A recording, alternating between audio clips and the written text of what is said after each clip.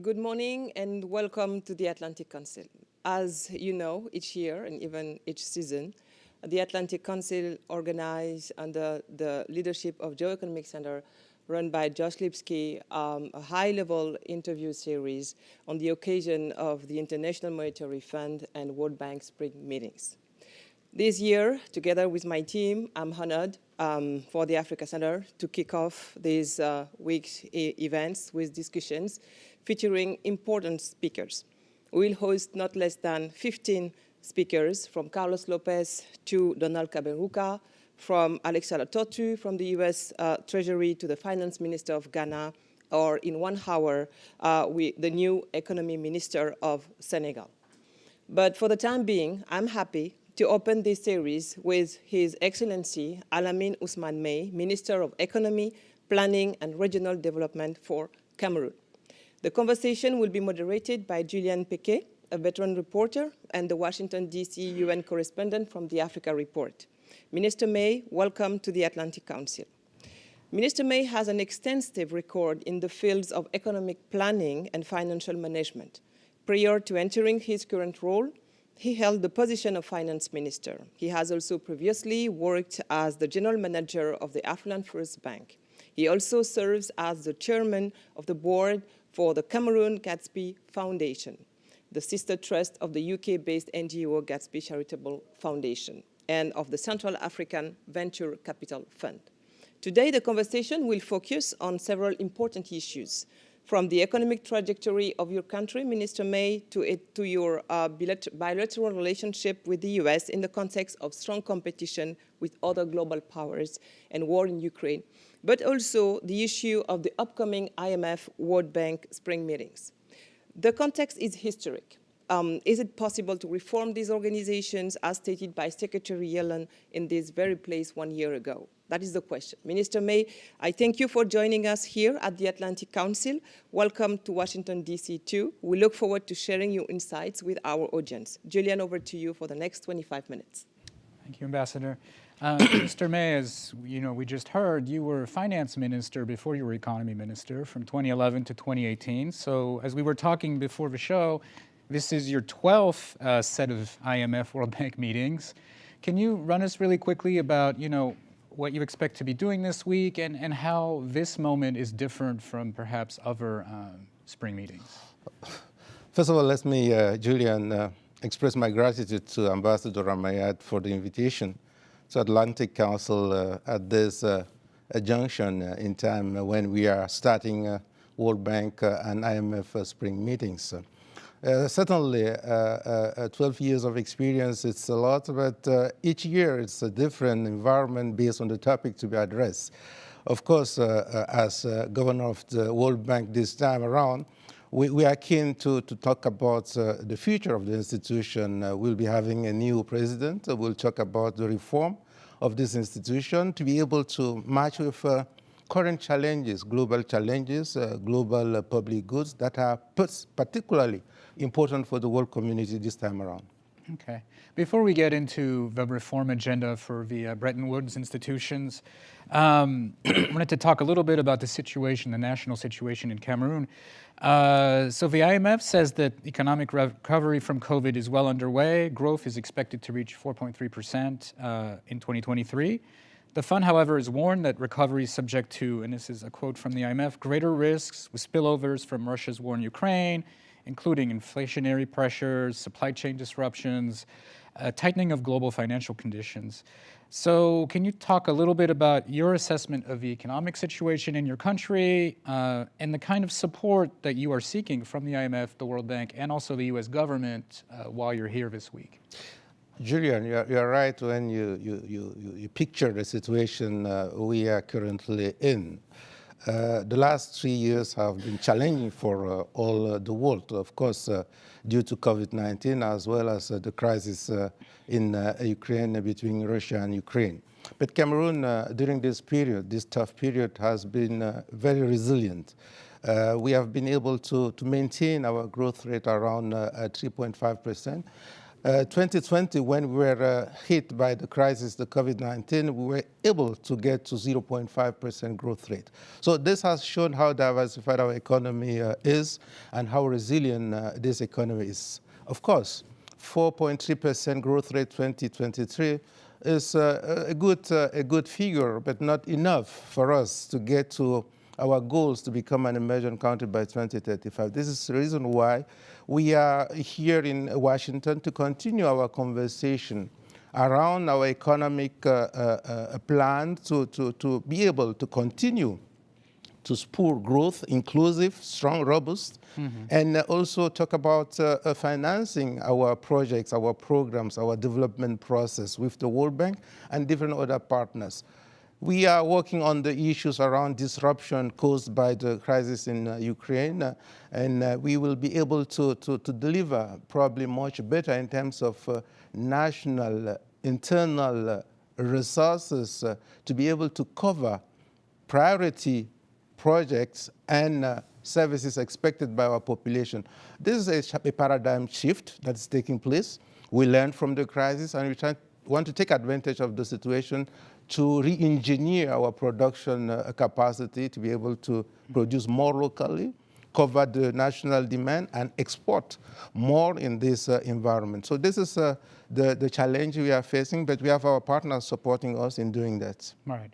And we'll talk soon about, the relationship with the U.S. and helping you get there. But first, I want to talk a little bit about, what the IMF is recommending, that you widen the tax base, implement some structural reforms, and cut back on fuel subsidies, like they're asking a lot of countries in Africa to do. What is your plan for doing so while mitigating the, negative impact on the population? Of course, the current crisis requires a lot of actions from our government. We have been putting in place a plan supported by the IMF through extended credit facility and extended a mechanism for credit to our country. On subsidies, last year we were, as a government, able to cover 1.3 billion subsidies for our population, just to ease the burden of inflation and continue to maintain economic growth adequately. But it's not possible to take place for a long time. Budgetary, we have to be able to sustain these expenses. And this year, in 2023, we raised the level of fuel prices as well as revenue for the civil servant as well as minimum wages. So we balance reduction of subsidies and revenue increase for the population to be able to cope with the situation we are going through. Of course, this is just part of the solution. In the long run, we want to expand our tax basis through generation of revenue locally, investing in industrialization, and being able to move from the position we are today, 13% of our GDP in terms of revenue collection from taxes. We need to go a step further to 13, 14, 16%. While doing so, we work on also reforms that are important for the environment, to be able to attract more private sector investment that will lead to industrialization, that will lead to job creation, and reinforce our resilience against future shocks. Got it. Your country remains at high risk of debt distress, according to the IMF. Chad, Ethiopia, Zambia, now Ghana have joined this G20 common framework. Is that something that you're looking at all? If the common framework starts to work better for these different countries, are you looking at other options? What's your take on debt relief talks and how they should be approached? 3 points about debt. The first one is our debt level is at 43% of our GDP, below the 70% GDP of our common economic community. So we are half the way to reach the threshold, which is a threshold we want to avoid.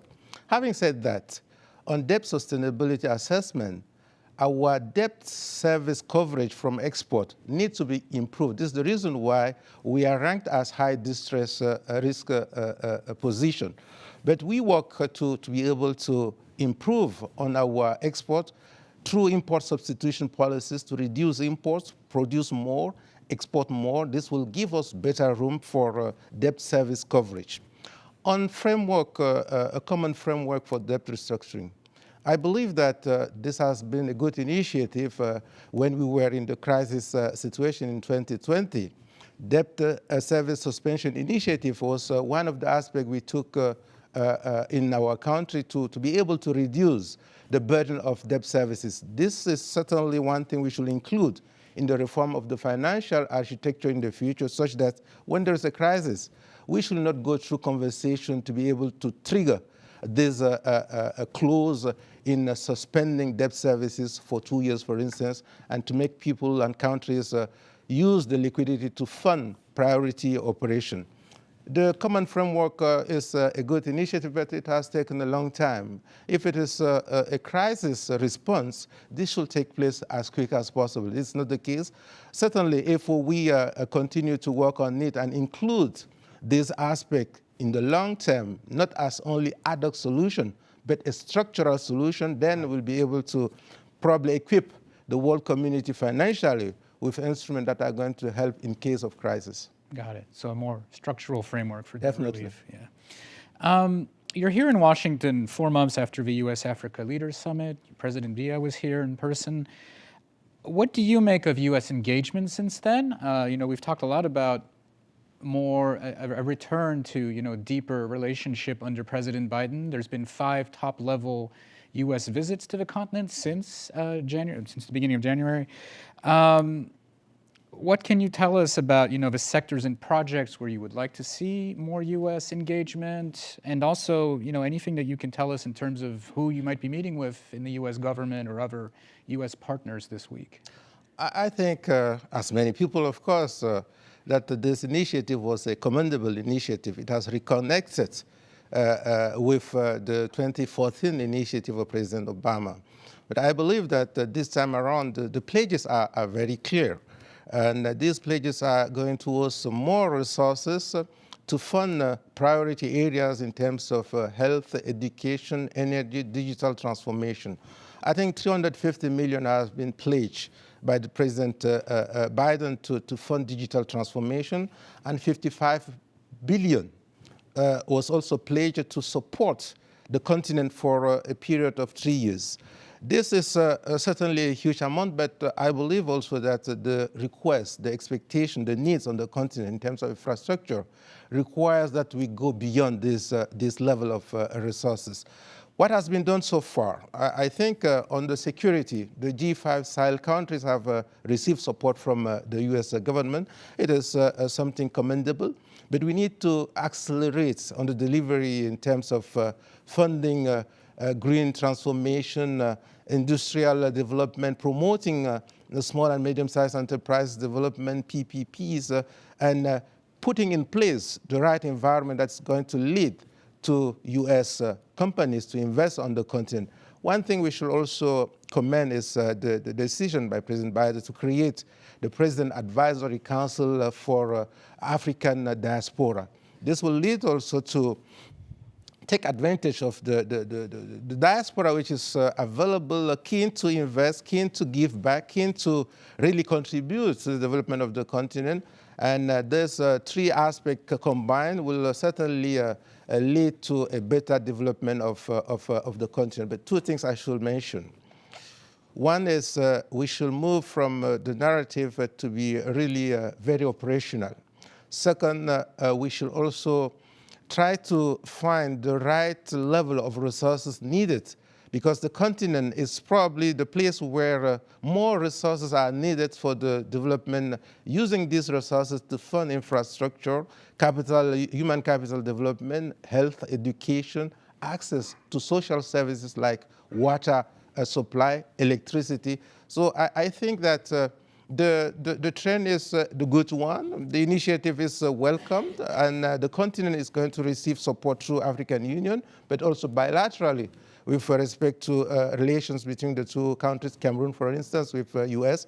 We hope that this summit should be followed by clear, robust, very visible actions. Yeah.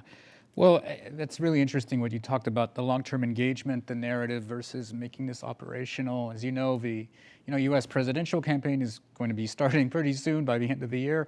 And we had seen, this shift away from Africa under the previous president. Now we're back to engaging.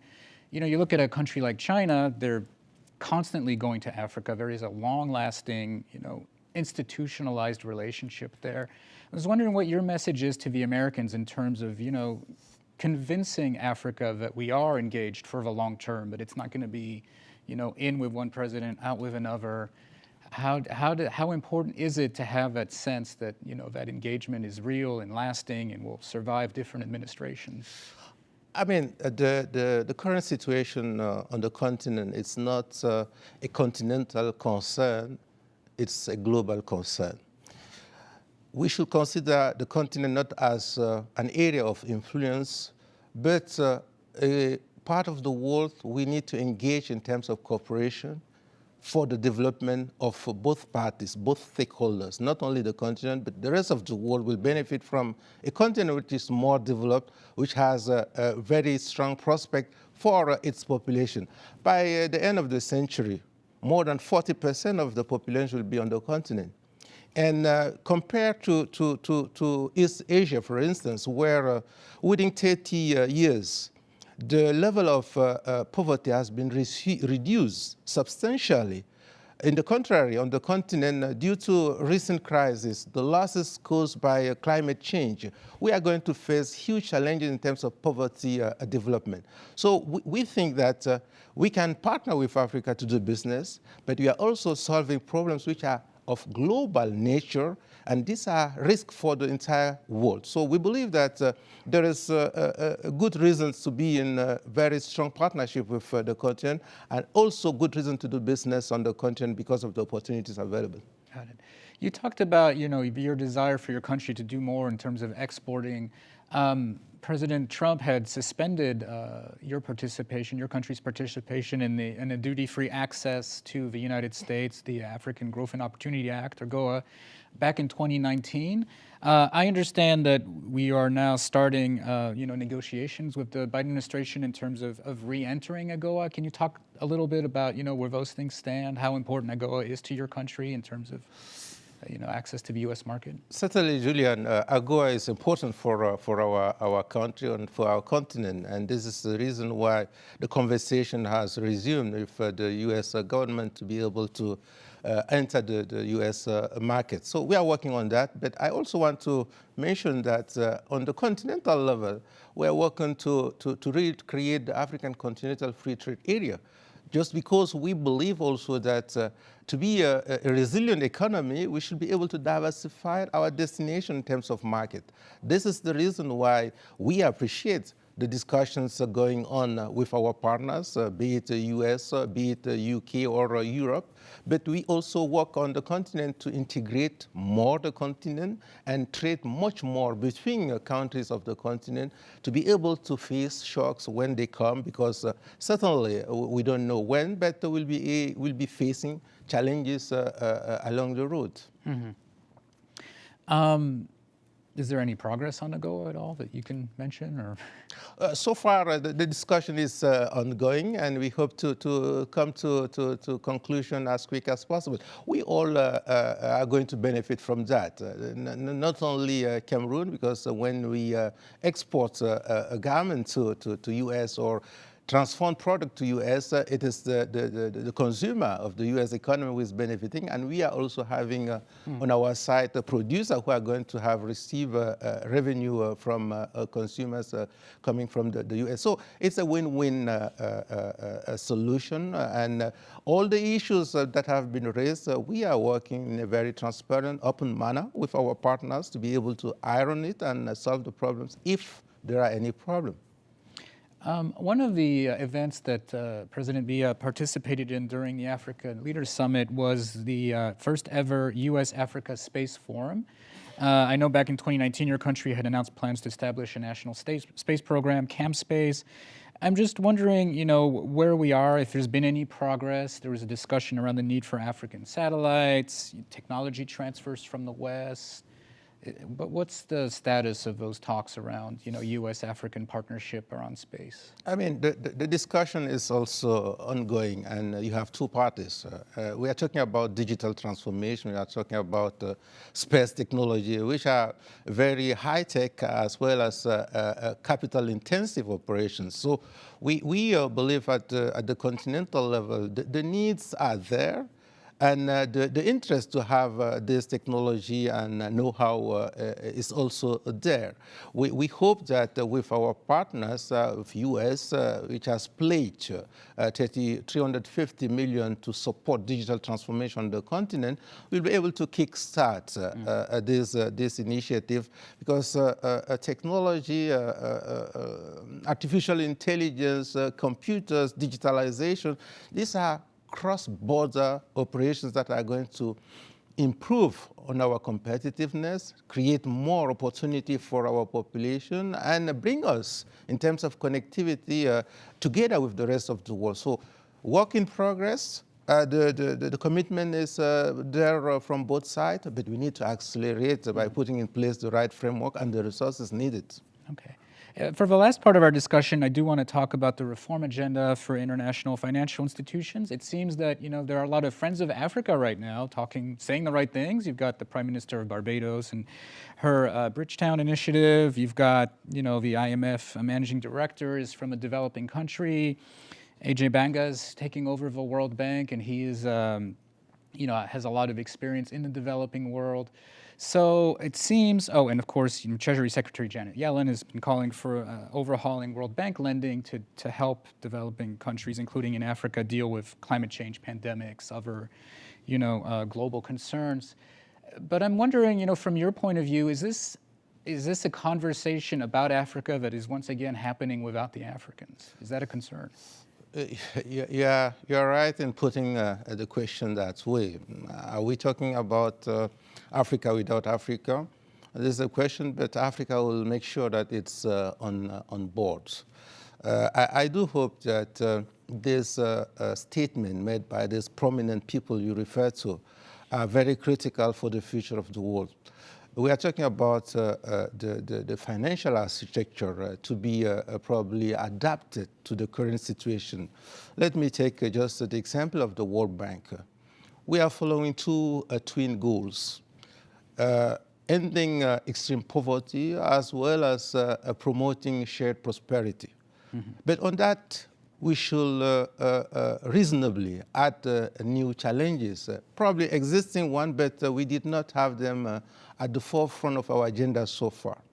This is climate change, this is vulnerability, inequalities, and pandemics that have plagued probably all what we have been doing so far to reduce poverty on the continent. So the vision should be extended to new challenges because of the reality we are facing. Certainly also the operational model should be adapted to the new realities, because we need to add sustainability, resilience, and inclusion in the development process and in the country program framework established to really be used as the framework of development finance. These issues are going to be on the agenda of the future president. I know the U.S. nominee is Banga, and the challenges ahead are very important. We have job unfinished on eradicating extreme poverty. We have job unfinished in promoting shared prosperity, and very challenging crisis in terms of climate change consequences on the world. Africa is the most hardest hit continent with respect to consequences of climate change.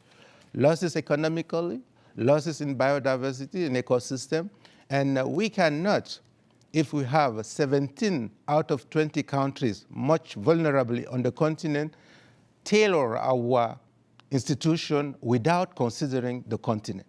So certainly, the continent is contributing less to pollution, to climate change, but it's suffering more than the polluter of the world. So I believe that if you want to be reasonable and if you want to be more efficient, we should bring on the board those countries and the continent which is more affected. And I think that the continent is going to be more vocal, using African Union as well as regional institution, organization, to be able to talk about the realities we are facing, such that resilience, inclusion, sustainability is well considered with the voices of the African countries. These regional institutions, does that include the development banks then, like the AFDB, African Bank? What is their role in all of this? They are very important in not only promoting and advocating these issues, but they are very instrumental in providing the resources for the development of our continent. I believe that, for instance, using special drawing rights to strengthen the capacity of our local regional development banks such that they are able to leverage their financial capacity and later on lend to the countries at an affordable level in terms of financial condition. This will make us accelerate our development process, addressing infrastructure financing, health, education, water supply, energy, and of course, food security. So we think that there should be additionality. The World Bank is certainly very strong in finance development, but at the regional level, at the continental level, we need to equip our financial institution, multilateral development institution on the continent to be able to service adequately their member countries, such that our challenges to achieve sustainable development goals, to achieve the African Union Agenda 2063, we should be able to base the support to our countries on institutions regionally which are stronger than what they are today, with more firepower financially. Got it. We have 2 minutes left. I want to ask you one last question on the cost of credit for African countries in particular. This has been a long-lasting discussion, but the UN Development Program is co-hosting an event this week on reforming how credit rating agencies determine sovereign creditworthiness, which of course, has a direct impact on how much it costs African countries to borrow. I'm just wondering really quickly where Cameroon stands on that issue.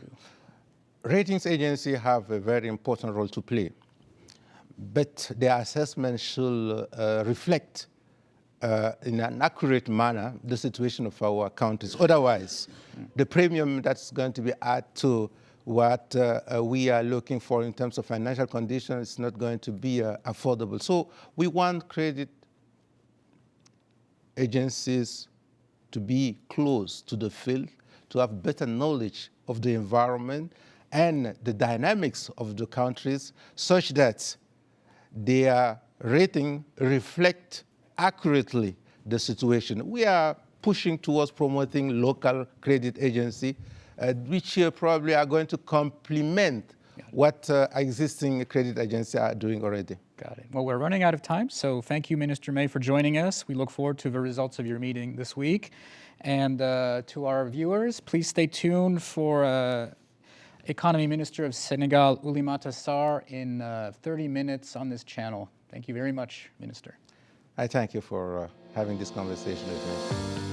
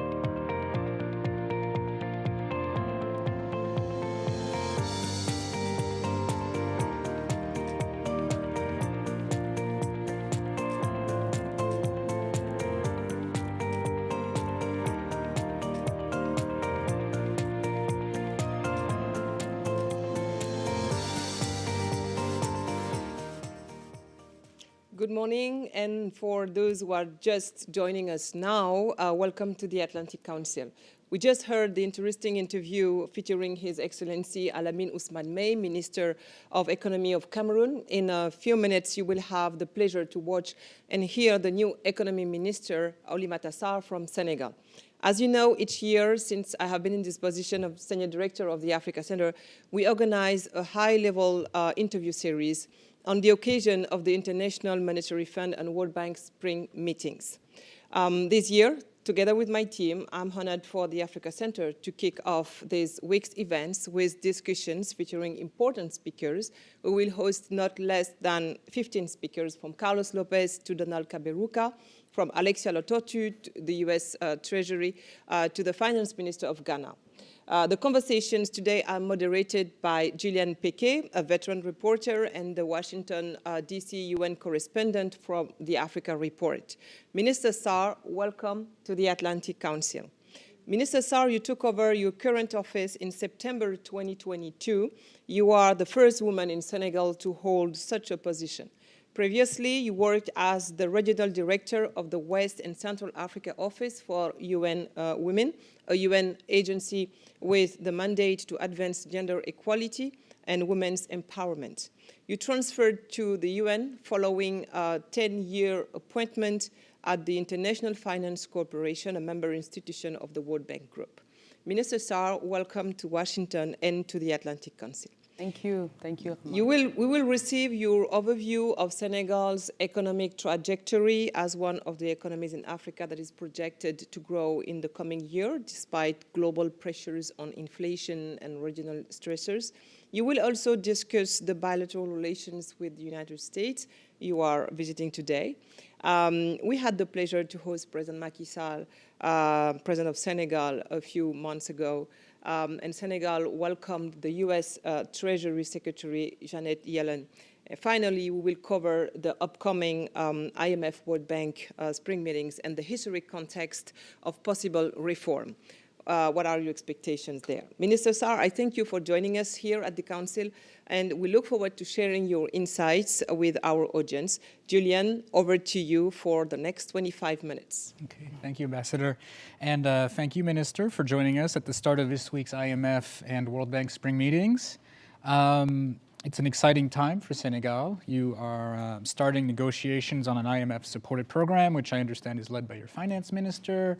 You're about to host a number of CEOs and leaders from across the continent and further abroad for your Invest in Senegal forum in July. So maybe we can start a little bit about that. What kind of support are you seeking from the IMF and the World Bank and the Biden administration during your visit here this week? So thank you so much for having me. I'm delighted to be here. You know, I came with a delegation with a key message. Our key message is that Senegal is open for business. We are a country that is growing very fast economically. As you know, despite the very difficult, despite COVID, despite the war in Ukraine, Senegal in 2022 was able to reach a 4.2 growth rate in terms of GDP. In 2023, we are expecting double-digit, 10%. I know that some more conservative organizations are talking about 8%. The African Development Bank is talking about 9.4%. But the key message is that our economy is growing and is growing fast. And we want the private sector to play a much bigger role. You mentioned in your introduction that we are hosting a major event, the Invest in Senegal Forum, from the 6th to the 8th of July in Dakar. And it will give the opportunity to private sector from all over the world, particularly our partner countries, to come and discover a wide range of projects and programs that can be attractive to private sector.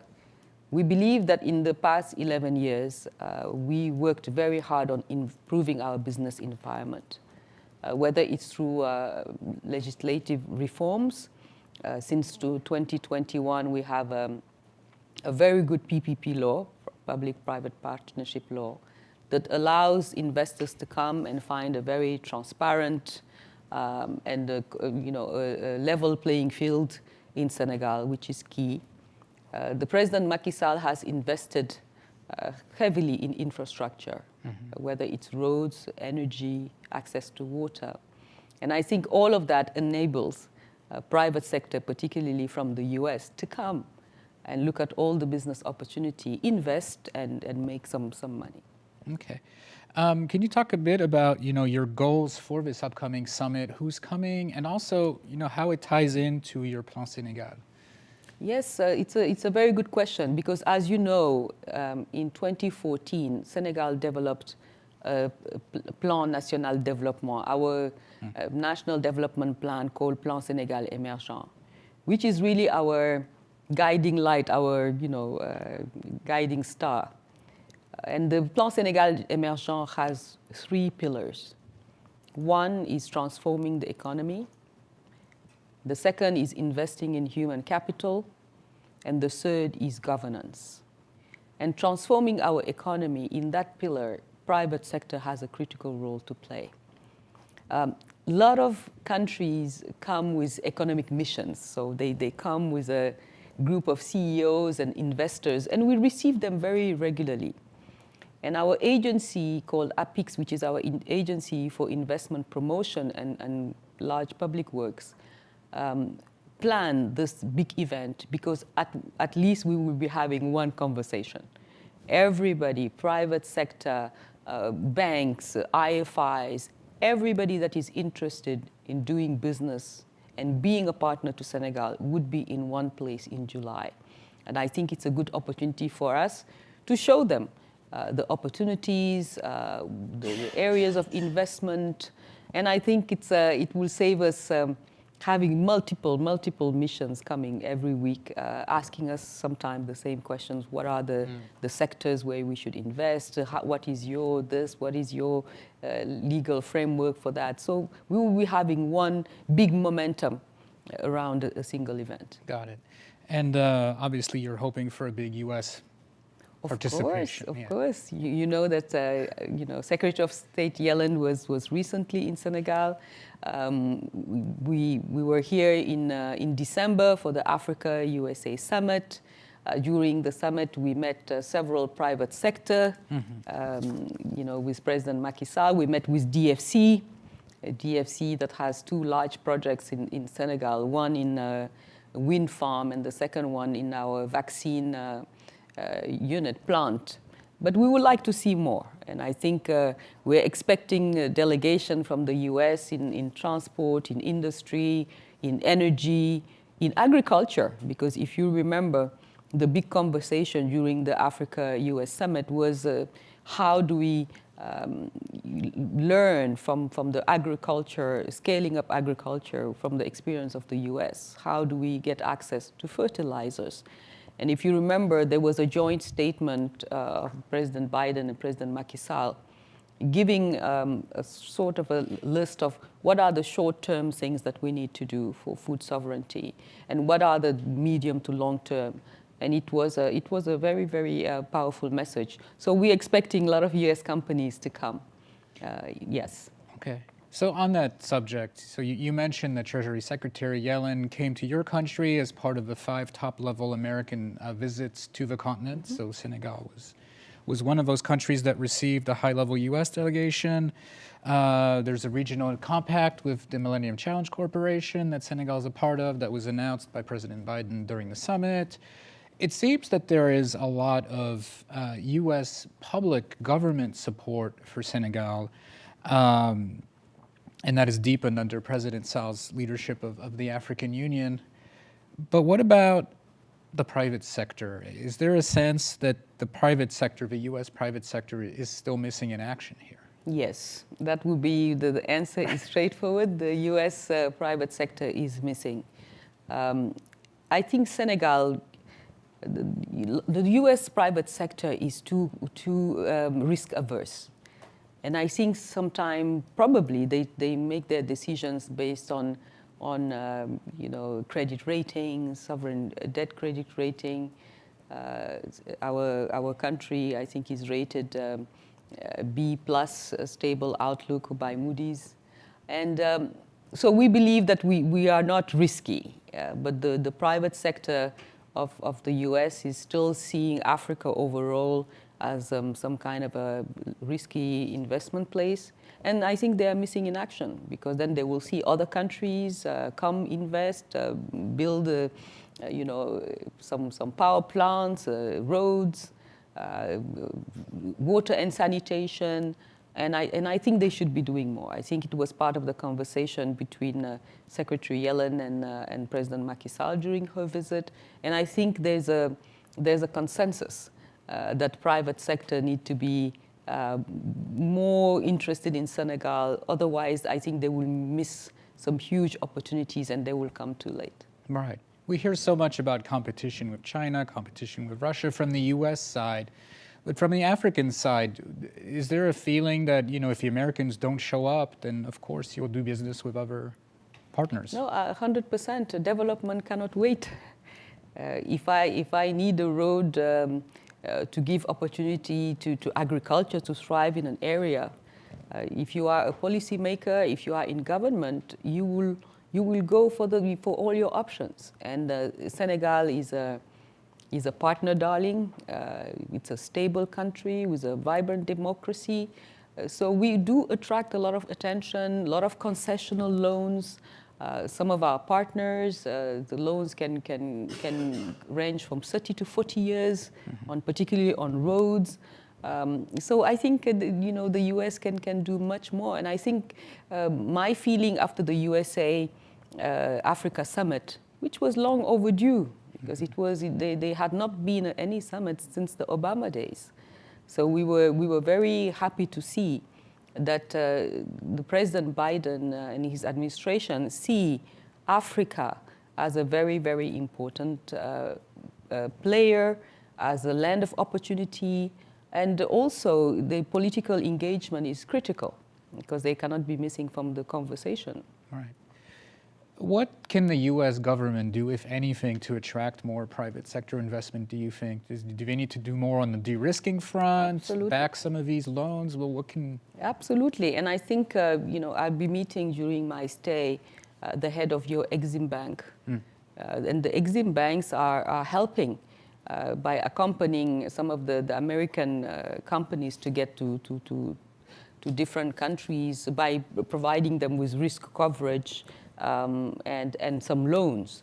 DFC, which is your development finance institution, also will engage more in Senegal. So this is a week of,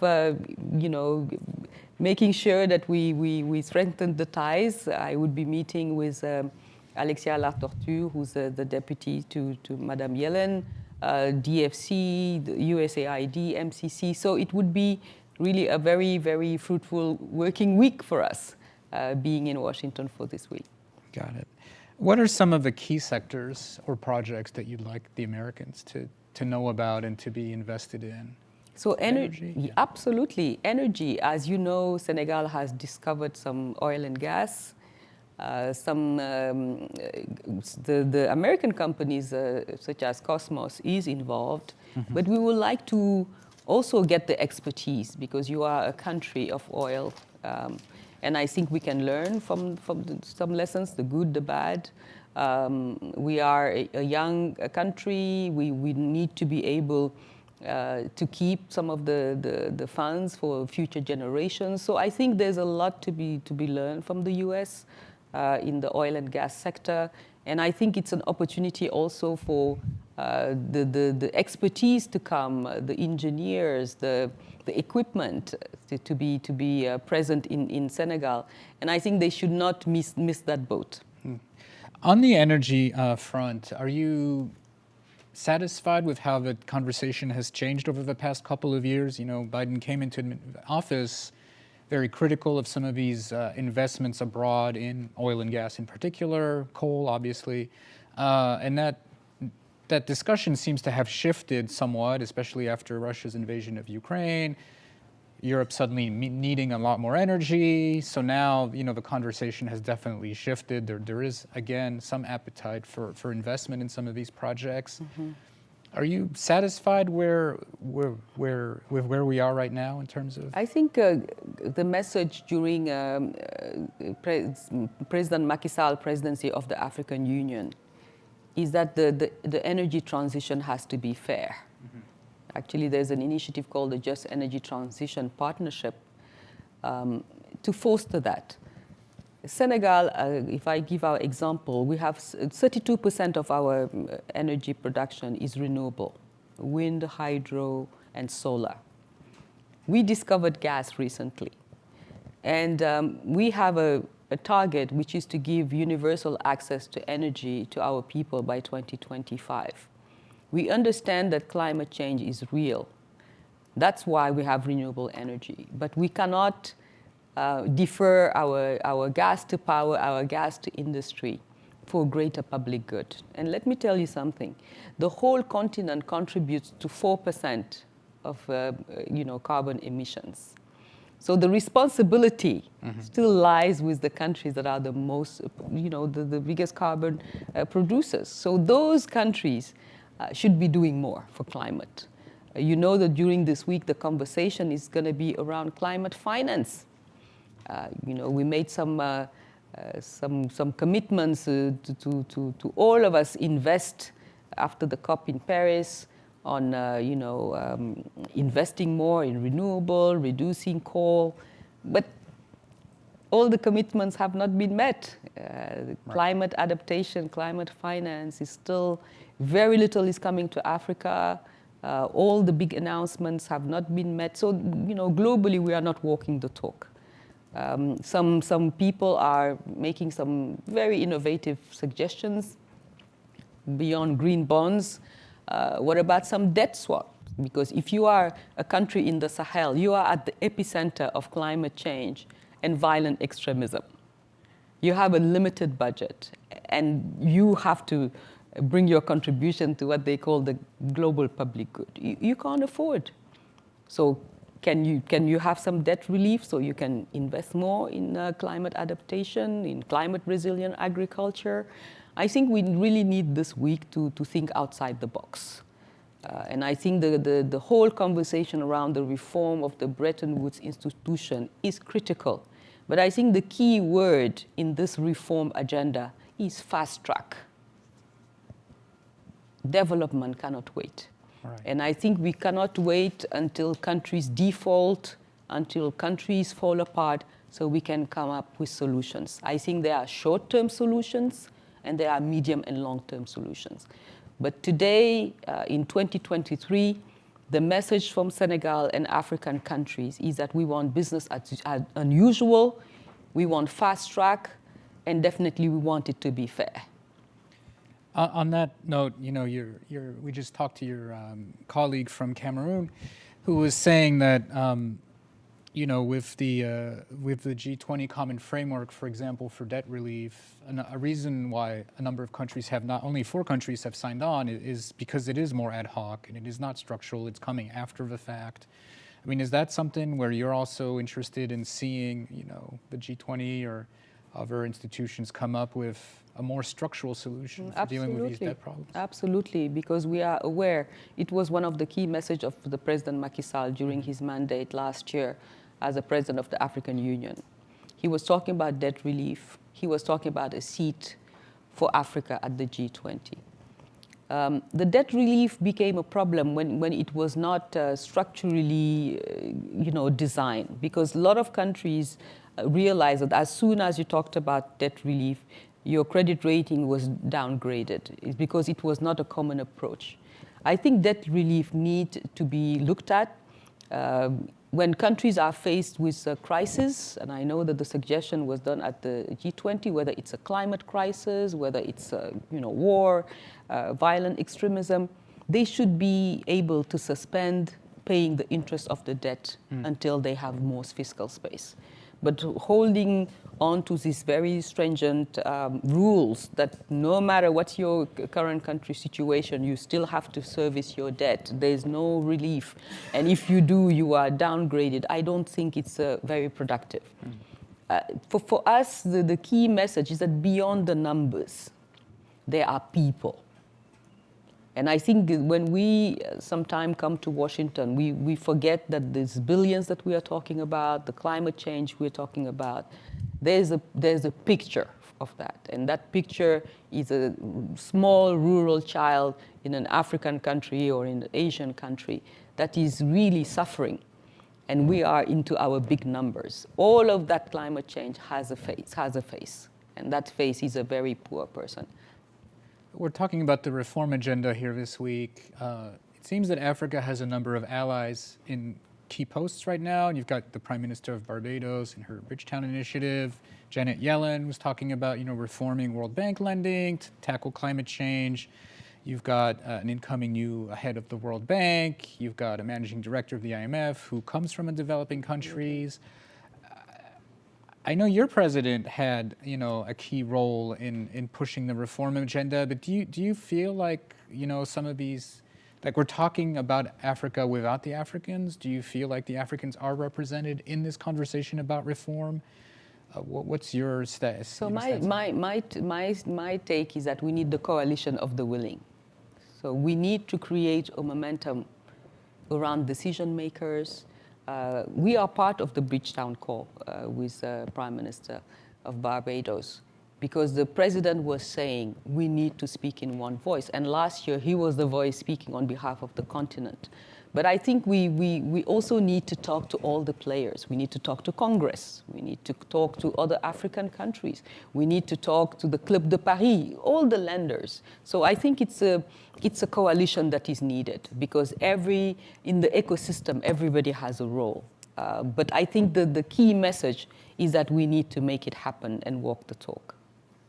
What are some of the reforms that Senegal is getting behind